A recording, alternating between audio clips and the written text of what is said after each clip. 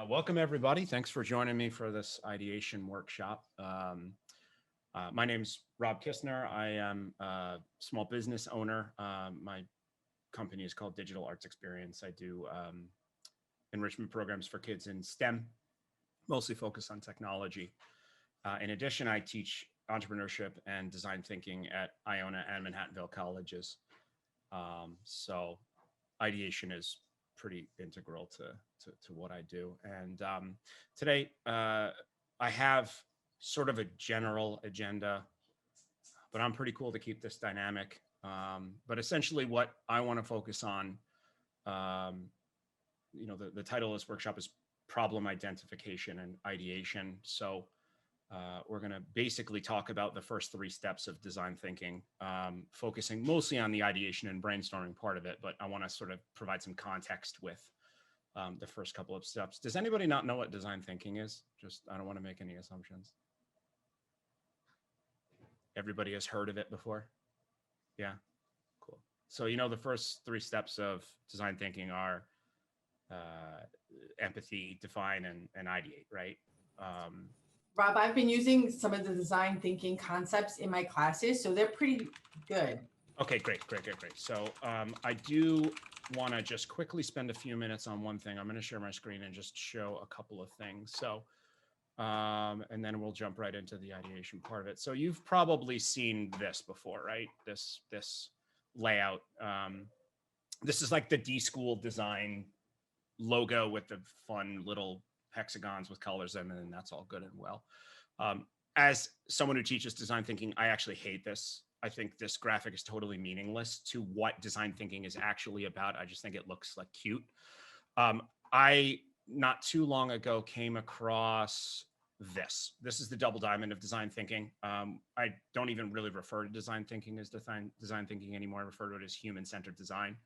And I think this much better represents the process. And so what we're really working on right now are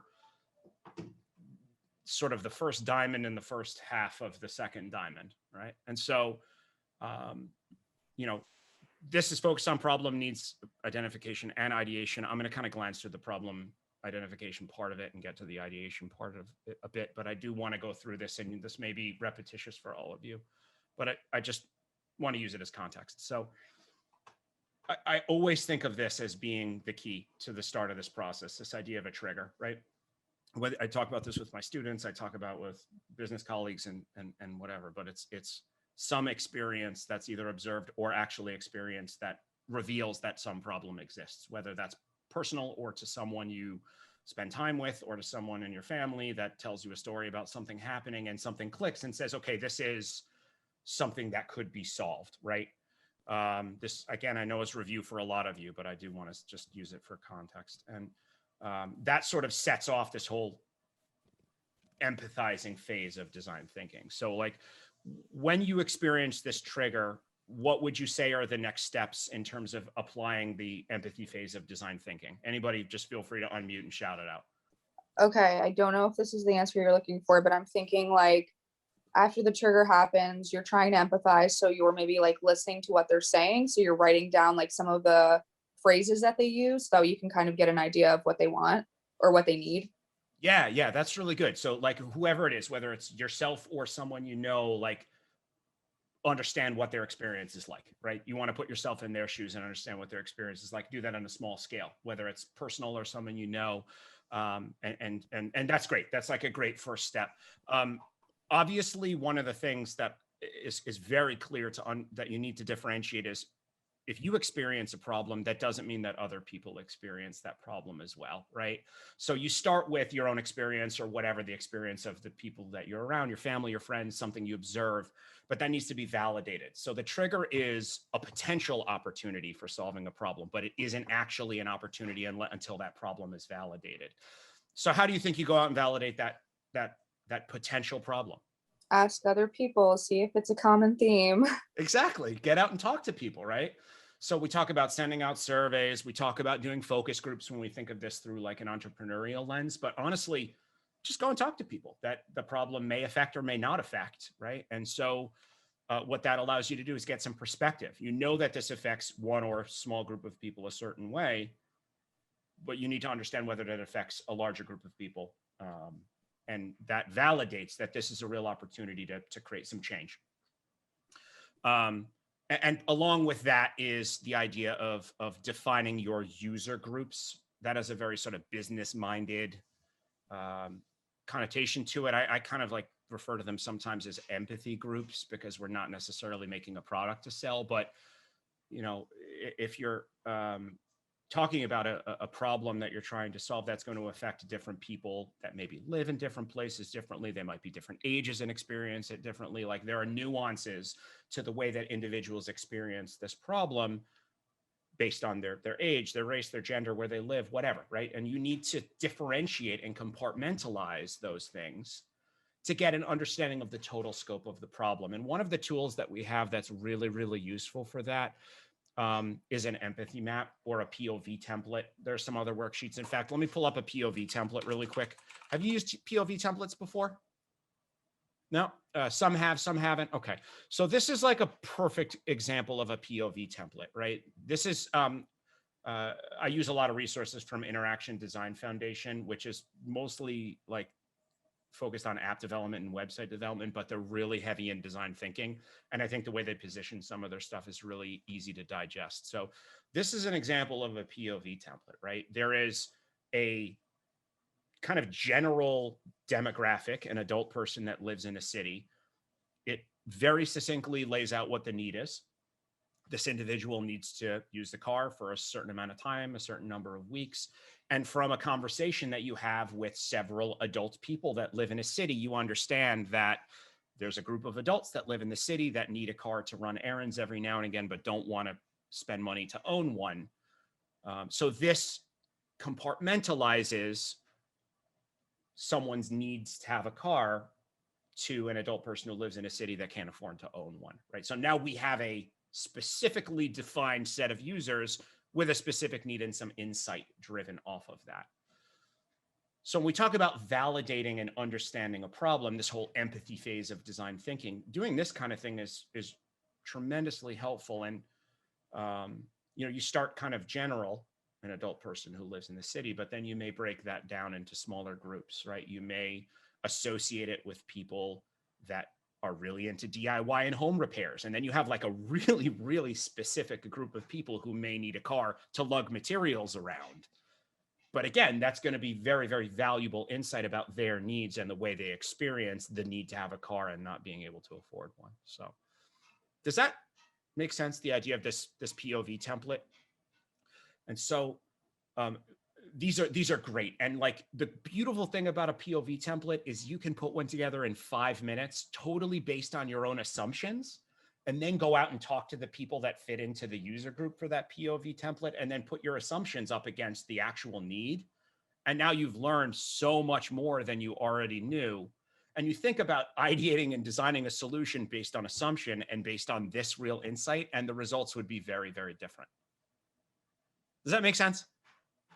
Good. Okay. Any questions so far on the POV template?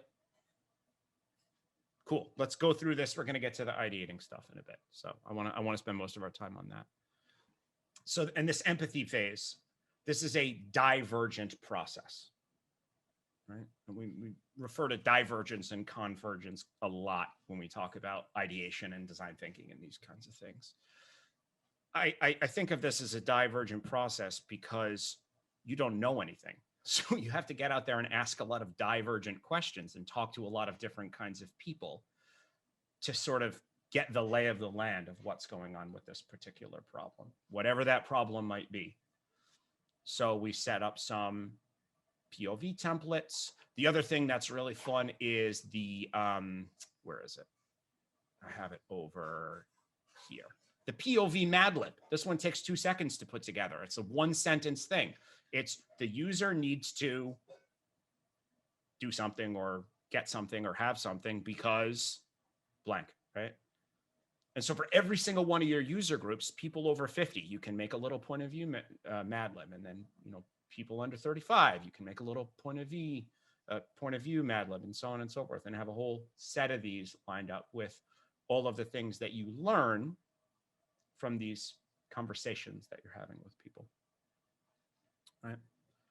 So that's a very divergent process because we're not really looking for anything specific. We're just trying to gather information and kind of lay it all out in front of us and see what's going on. Then we need to diverge on a clearly defined problem statement, right?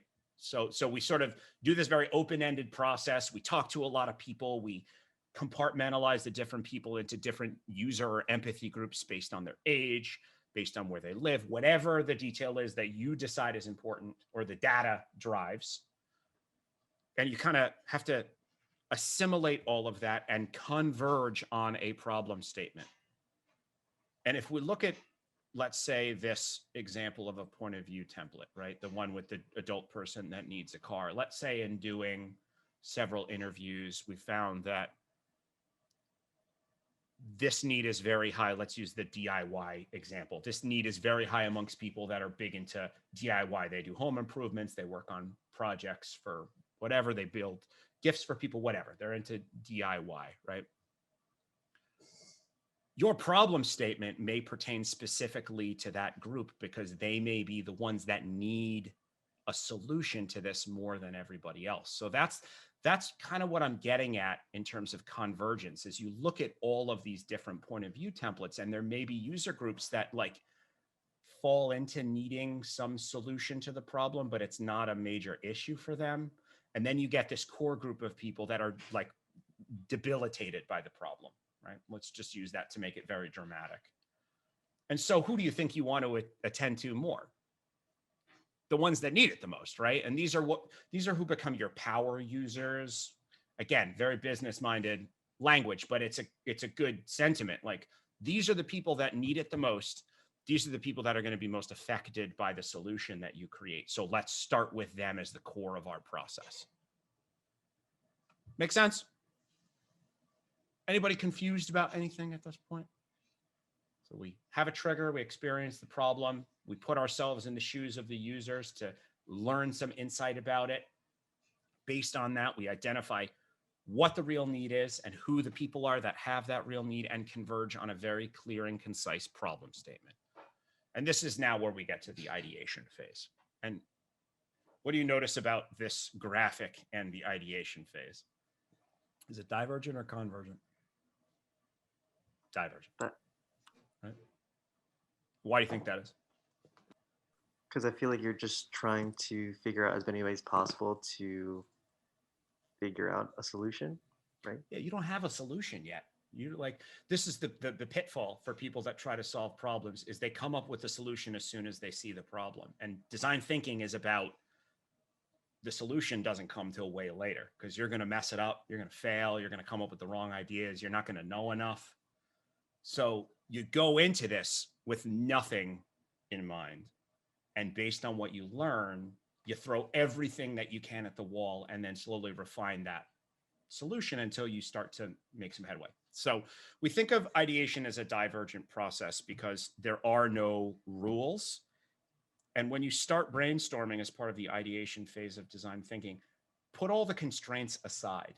Like this is the hardest part about this is we've just spent all this time learning about people, about how they experience the problem and converging on a problem statement. So we have a set of constraints floating around the back of our heads when we start this process because that's all the work we've just done. And you have to kind of put that aside for a second and start to very freely brainstorm, okay? And that's what I want to do today as an exercise in a minute. I have a Google Jamboard set up. We're going to be putting up some Postits. We need to identify a problem that we're trying to ideate on, which I'd love for all of you to drive. I don't want to just throw a problem out there, but just to bring this full circle, right? You like sort of freely brainstorm and like throw any idea out there. Anything goes. Doesn't matter how realistic it is or not in this phase, because you want to get creativity flowing. You want to be really playful with this process, right? And even if something is totally unattainable, like not a realistic solution at all, there's kernels of things in there that may trigger new ideas, right? It's like this is totally not doable. But this aspect of it, when put up against another idea that we may have come up with, now we're actually getting somewhere. So you can't hold back in this phase. Like literally, I mean, I was experiencing the final presentations for the graduate design thinking class at Iona last night. And just as a quick aside, one of the projects was about like surveying buildings to make sure they're structurally intact. And his final idea was to use some interesting LiDAR technology on drones. But some of his other ideas was like, give people jetpacks and let them fly up the side. And then they don't have to worry about scaffolding, because scaffolding is a really high cost. And it's like, that's okay. That's like totally cool to have be a part of this process. Like, make it as unrealistic as you want, because again, maybe his idea was fly up in a jetpack and have handheld LiDAR to like scan the thing. Well, jetpacks aren't attainable, but LiDAR's small. Maybe we can put it on a drone, right? And so we sort of get to something doable by just throwing this stuff out there. And don't worry about the materials that you have access to. Don't worry about any of that. You put those constraints up against this later on. But this stage is about free brainstorming, okay? After you come up with all of these ideas, then you put them up against the constraints and say like, okay, we obviously can't do this. Let's see if we can iterate on this and get to a point where it's doable. But this stage is about free form brainstorming. Make sense? Cool. So does anybody have a problem that we can do some ideation on today together as a team? Anything they've experienced, anything they've been working on? I could just start throwing ones out there, but I want them to be relevant to what you're doing. So noodle on it for a minute. Guys, think about like Hugh Doyle even. It doesn't have to be pediatric stuff. My students, like if you guys have an idea that has come up over the process, you guys have done a bunch of things with lyric and things.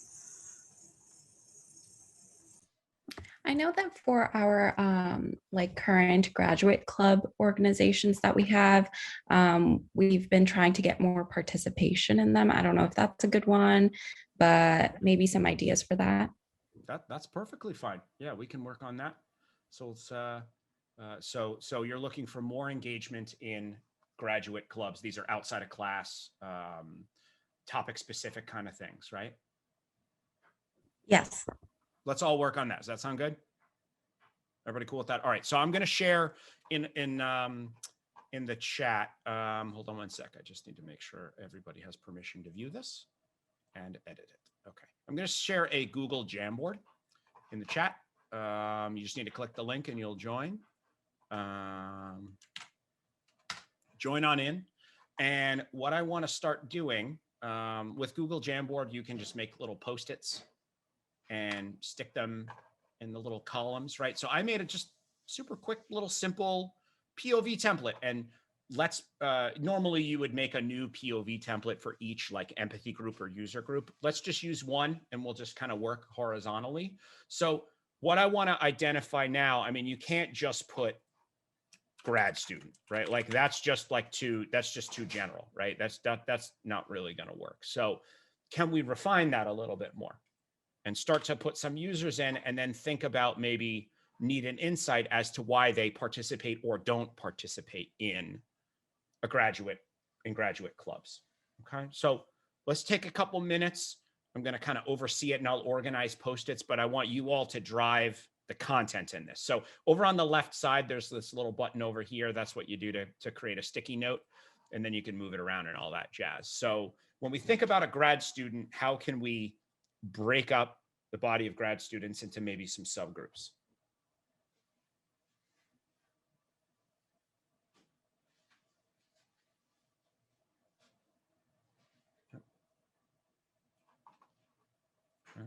So that's one. Oops, sorry.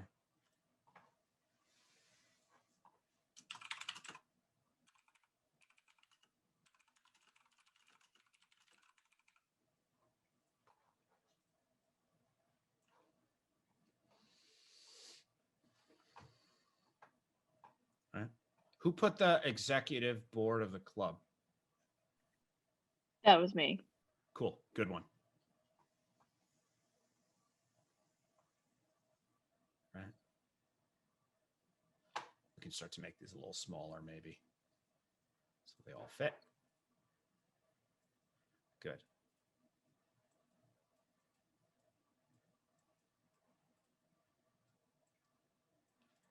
Now, this is the thing with a POV template is a lot of people get caught up in like the worksheet mindset where like the right Post-its have to go in the right places in the right order, or else I'm not going to understand people correctly.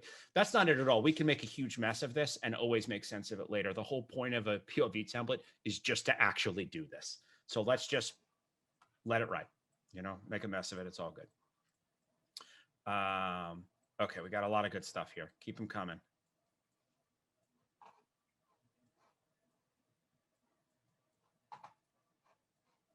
Good.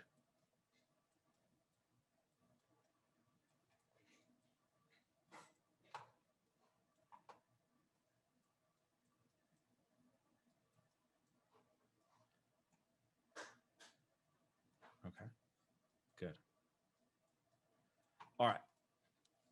So we have things like busy student. We have first generation graduate student. We have people that work multiple jobs outside of grad school, limited time. People that are part of a cohort, people that do other extracurriculars. So the fitting a club into their schedule is a little bit challenging. Okay. This is good. This is good. So when we think about these different groups, I think honestly we can skip the need and let's try and synthesize some insights, right? And when I'm talking about insights, something with this might focus on if we think about somebody who works multiple jobs, let's try and think of like a almost like creating a persona. Like this person in grad school works a couple jobs to make ends meet, very, very interested in participating in clubs, but just simply has limited time, right? So that might be an insight. So let's now start to put some Post-its on the insight side of things, picking one of these groups, these personas, and seeing if we can kind of think about how they feel, why they might not be able to actually take action and attend the club. Think about because they're so busy and can't attend the club that they want to, how that might make them feel. And then on the flip side, it may be worthwhile to also think about the organizers of the club. Like, how are they feeling because people can't attend? Like, you know, that's another empathy group, is the people that are actually creating and organizing the clubs. It's not just the people that can't attend. They're all part of this scenario. So let's start to put some insights in there with the Post-its, and then maybe we can brainstorm some solutions. Does that sound good? Awesome. Great job so far. This one is great. Student has anxiety. That's like such an important part. It's like a social anxiety thing is definitely an inhibitor, right?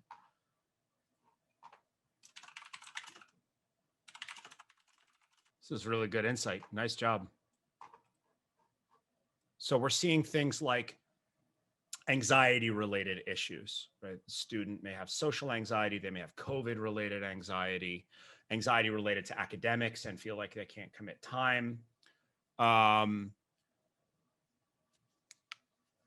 Stressed and overwhelmed. Student is an older adult and feels out of place participating with younger grad students. Wants to learn how to manage time better, has to work jobs to make ends meet, wants to participate.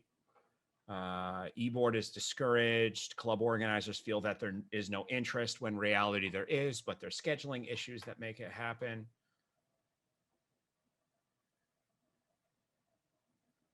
It's good stuff. Anything else? Any other thoughts?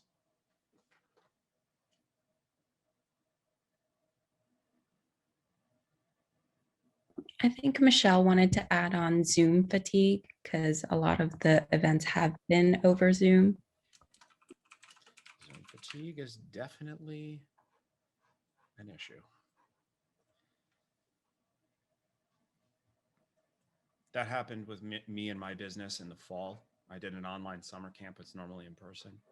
And as soon as students started doing the hybrid schooling, I absolutely had no enrollment in any of my online classes because kids were just so burned out. So we did an activity like this to figure out how to create a good solution. So this stuff definitely works. So this is all really good. So obviously we haven't gone out and talked to people. We haven't actually like put out surveys and collected data, but I think just brainstorming a little bit on this has given us a pretty good idea of the different personas that we may be trying to create a solution for, right? There are sort of like archetypes of students that we can kind of fit all these different people into. And I think this is probably enough as a jumping off point to start to maybe think about some solutions. Okay, so we're gonna make a new page. It's just gonna be a blank page. This is the time where it's like anything goes, right? Like now is when we need to, anything you can think of, no matter what the constraints are, like if it's crazy high tech stuff, if it's whatever it is, this is the time. And I want to make one thing clear is read other people's Post-its, because it's going to trigger new ideas in your head as well. That's why brainstorming as a team is so much more effective than brainstorming alone.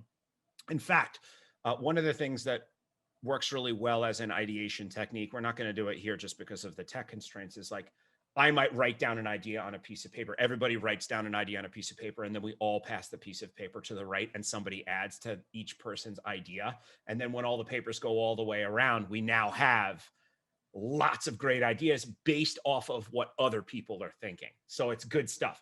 Let's see if we can do that in some way, shape, or form here with these Post-its, but it's a good ideation exercise nonetheless. So start putting stuff down.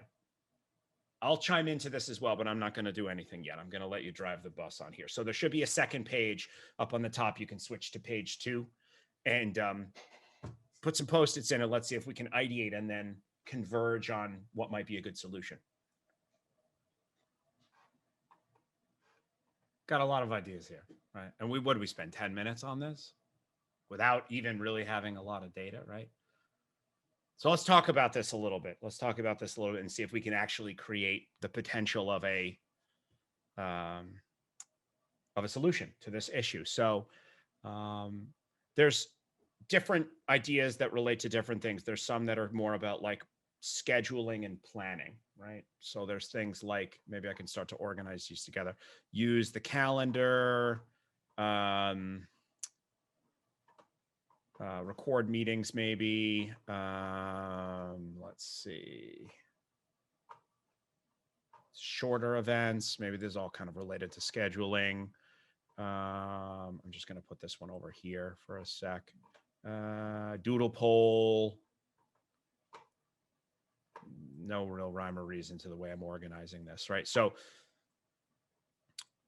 if we think about the user's needs, right? Whether it's somebody who is, hold on a second. Sorry, I messed something up here. So we think about the users that have time issues, right? People that either work multiple jobs, or maybe they have like anxiety related to like academic achievement and don't want to take time away from studying.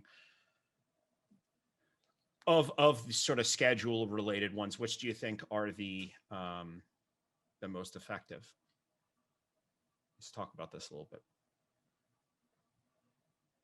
I think the time commitment thing is probably pretty important. So I think shorter events is my 2 cents. The shorter events might be, clear and to the point. That might be good. Who put the doodle poll one in? I did. Yeah. So that's like, figure out what time is best for the critical mass, and that way you'll at least have a time that works for most people. That's always good. I guess ultimately the question is like, do you think people are not coming because it's a scheduling issue, or do you think people are not coming because they are like anxious about being around other people, or B, don't see the value in coming? I don't know if we can really know the answer to that question, but let's see if we can make a guess at it. I feel like it's definitely both. Like some people are very anxious about it, while others just don't want to prioritize it, or feel like they're too anxious to prioritize it. So they'll do other things instead of that. Right. It doesn't become a priority, not because it's not important or it's not interesting. It's because anxiety allows them to put other things ahead of it. I think that's probably realistic. So then in that case, we have some of the ideas of like bonding events, doing Netflix parties, like really low risk things to get people to feel comfortable. maybe there's, existing members that participate regularly, sort of like invite somebody, like make sure they bring a friend that may be interested to some of these fun events, not as so much as like a recruitment thing, but just to get them to know it's like, we're cool, no big deal, like this is all good. Nobody needs to be anxious about that. What other things along those lines do you think you'd be able to do as organizers of the club to let people know that it's like a safe place to be?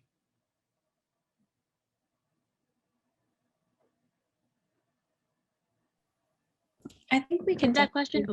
Ooh. Was that Kathleen that was starting first?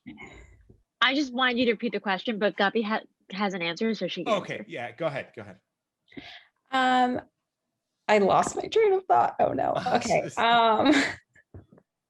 I think I was going to say that we have not been able to build rapport with everybody that we would like to be engaged in our events or meetings.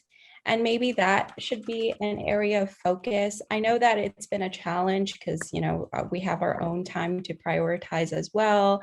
And we want events to be meaningful and for people to get what they need out of it. But a huge part of like the retention is building rapport. So maybe that is something that we need to work on. That's really good insight. And I think maybe an approach to that is, maybe there are regular sort of like new member events that are like about allowing potential new club members to come and see what the club is all about, but for you as the club organizer to get to know them as well. So it's not about like them coming in and seeing what the club is about. It's about you recognizing them as an individual and sort of like being excited to highlight who they are and what they might be able to contribute to the club. But just because like from a perception standpoint, that makes somebody feel good, right? So maybe it's something along those lines. I don't know for sure, but just based on what you thought, I thought that was really, really good insight. Any other ideas? I'm sorry, go ahead. Member spotlights. Member spotlights, yeah. That's another great one. Just regular like newsletter that goes out, highlight a member, what they're doing, how it relates to the club, right? That's great. I liked Highlight Gurpreet's new idea a members. lot. Oh, sorry. No, I'm sorry. I'm a blabbermouth. I don't ever shut up. So please go ahead. I liked Gurpreet's idea a lot because I find that I love to go to the COTAD events, and also it's my friends who are planning them, and it's people that I know to talk with. And I'm a second year student, but maybe the first year students, they don't see their friends a lot, or maybe they don't consider them friends. So I think rapport definitely would be very helpful, like when I realize my own motivations. Yeah. And I think more than ever now, right, people are very starved for meaningful human interaction because so much of what we do is this, right? And so the question is like, if the meetings have to be digital, what can be done to make this feel like more than just another Zoom meeting? And that's actually something I've struggled with my business, right? It's like my business is getting kids together that have common interests and like sharing ideas and this whole idea of like in-person collaboration. And now we're on Zoom, and it's like, how do we capture the idea of community in a way that's like very impersonal? What's worked for us, if it's any help, is the idea of giving kids some ownership, right? Like they're contributing something, they get a chance to talk about what they know, they get to lead the class for a while or whatever the case may be. And to just dedicate time regularly to allow that to happen. And that's worked really well for us. And obviously we're talking about 9-year-olds, not grad students, but I think conceptually it's on the same wavelength. So I think that's really, really good observation. I'm just keeping an eye on the time here. Not that I wanted to change topics, but I think you're onto something really important.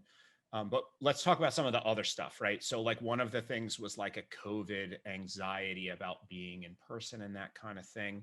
What do you think we can do about that? We had some notes about it.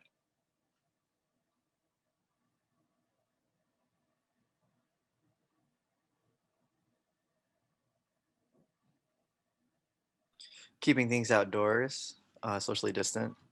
That's an easy one, right? Keeping things outdoors.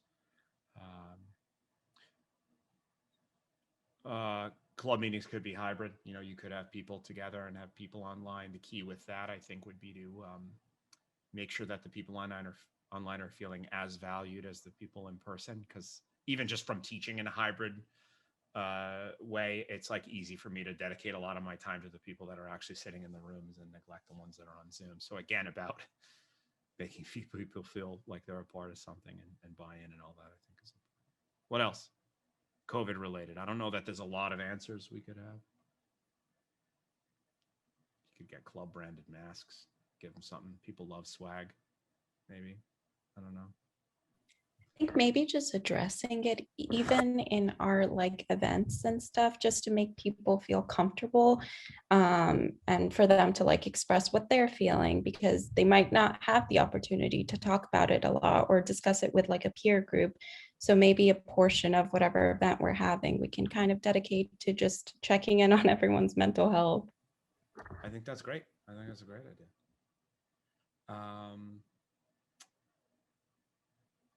Let's see. I'm just looking at some of these ideas to see if we can pull anything that's good. Food is always good. You know, food always gets people to events. I feel like something I've experienced with anything that's a free event is because it's free, someone will register and you'll always have a drop of about 40% of the RSVPs, right? And like, nothing you can do about that. That's just the way it is. But something like food, something like the idea of like raffles or prizes, it's great. Like give somebody some reward for being there. I mean, you don't want to feel like you're bribing people to come to the club. You want them to actually want to be there for other reasons. But, you know, a thought that came to me when someone had said the prizes or raffles or something like that is like maybe engage with some local food spots that could give you a $25 gift card that, like, you know, you're engaging with the community, you are providing resources for members to maybe get some free stuff, which is always nice. I don't know, just a thought. What else? Did communal events?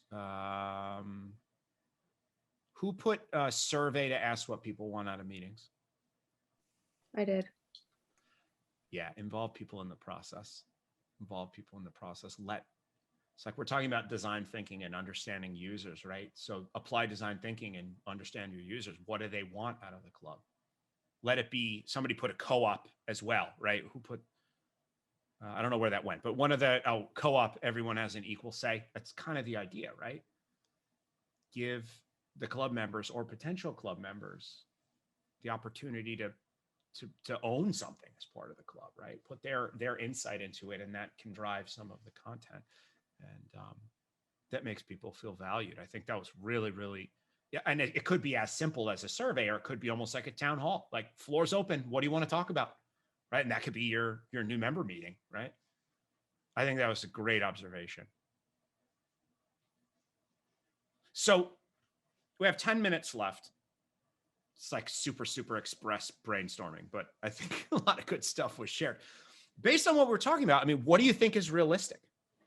And ultimately, what do you want to solve? Is it the scheduling issue? Is it sort of the attracting and retaining new members issue? Let's see if we can converge on something that might potentially help. What do you think? I think Anybody maybe chime in?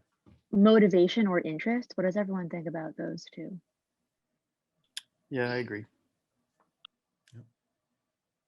I would argue that that's probably a good idea, because if someone is extremely motivated, they'll find time, you know?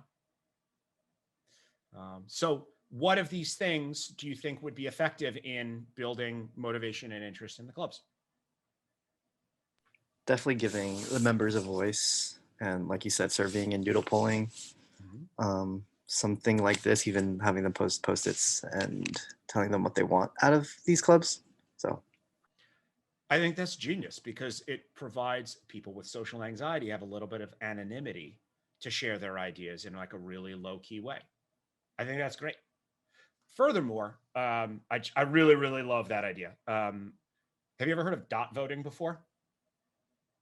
So dot voting is an ideation technique. What we could do is, it's normally done in person where all the ideas go up on the board and people vote with just little dot stickers. And so like nobody sees whose anybody's vote is. And like if you want to get a consensus among the group without anybody feeling singled out, you could apply that to something like this. Like everybody throws up their ideas and then everybody gets 5 minutes to like, and 5 dots to vote on different topics. And then there's like a quorum amongst all the members, but all of the ideas have been driven by them anyway. So I think it's a great idea to do something like this with them. Go on. More low stake events. Yep. Love it.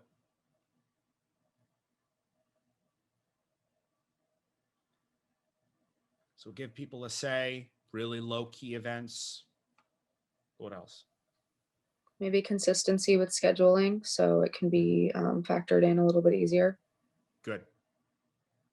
How about on the retention issue, keeping people coming back? Any thoughts on, based on these ideas of what we might do to facilitate that? Keep them accountable, involve them in decisions and meeting ideas. I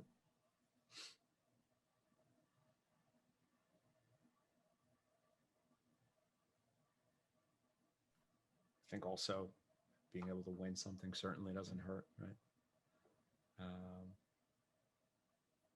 The other one that I've known to support attendance at events is getting some outside folks to come in that have something valuable to say, right? Someone from the community, whatever the topic may be, but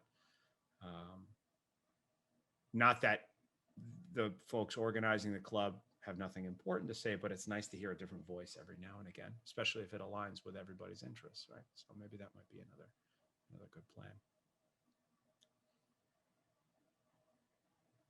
So you have did this at least provide some insight and some direction in terms of a potential solution for clubs, right? So this is just a jumping off point.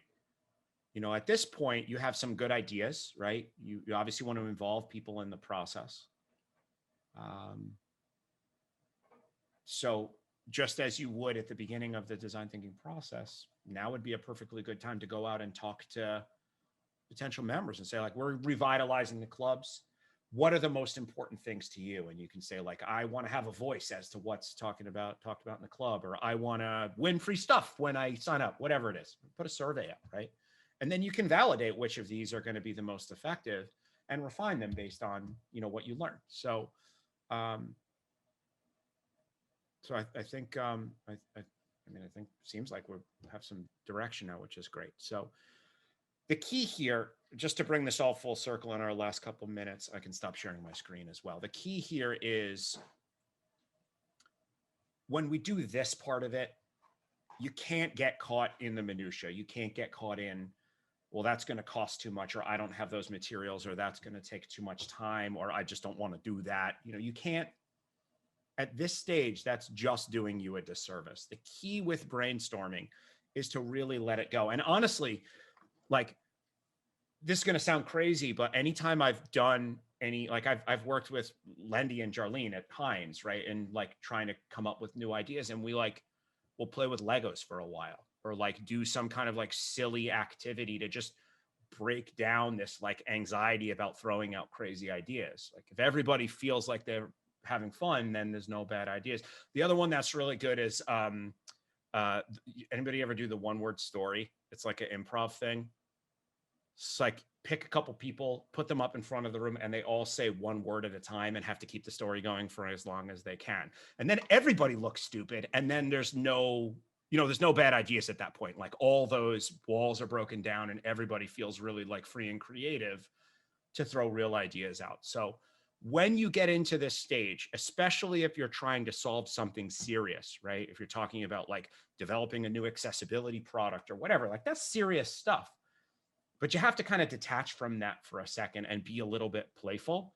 And you'll find that you'll really come up with some pretty amazing stuff. You know, that's if you ever read stories about research and development in big companies, like they basically have a playroom of stuff, and they like throw stuff against the wall, and they like put it on their head and run around the room and act like children, because that facilitates creativity, and it's really important to grab onto that. Once that's done, then you can put the constraints of the real world up against it. So does anybody have any final thoughts or any questions before we wrap up for today?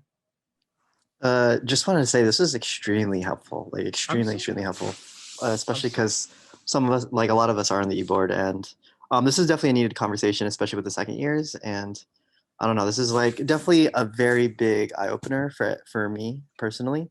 So yeah, taking a lot of these ideas moving forward and thought processes. I'm really happy about that, and you know, I love being involved at Iona. So if you ever want to do this again as part of the club, just send me an email. I'm more than happy to do a little ideation session and like facilitate some of that creativity. Like that stuff I get a kick out of. So please use me as a resource if it's of interest. All right. I'm more than happy to help as it relates to anything you're working on. Any other questions, any other thoughts before we wrap for today? No, I think this is great. And I just want to say to my students, we're going to be pairing up with Rob for some co-curricular stuff and co-working. And so you'll have opportunities. We're going to be talking to him about projects. So try to expand this and think about other projects that we're working on and things, right? It's applicable to a whole lot of stuff. So I'm excited. And I love the play, Rob. I'm like, my whole office is filled with toys and games. So that's how I work. It's gotta, no, honestly, pediatric therapist, but yeah. Yeah, and I keep a fidget cube on my desk at all times, and I'm like, I'm all about that. So I love that aligns with your same thing. You know, 100%. I work with kids, and my whole office is filled with all my toys from therapy, and I bring it into class, and that's when they get silly and do things, and it's fun. It's fun. Yeah, like building materials, little design challenges. I've done one that's really fun where I give my students a kit of Legos, but I don't give them the instructions. Love it. Like, figure it out, see what you make. You know, it's like so great. It's so great. So I'm glad this was helpful. I you know, some people kind of that are a little more serious think this idea of like the free brainstorming and play is like a little odd. I think it's great, and I get a kick out of it. So I'm glad it was helpful.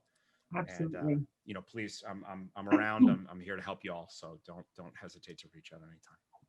Thank you so much. Yeah. Have a great day, everybody. Stay safe in the snow. You too. Thank you. Thank you. Bye now. Bye, guys.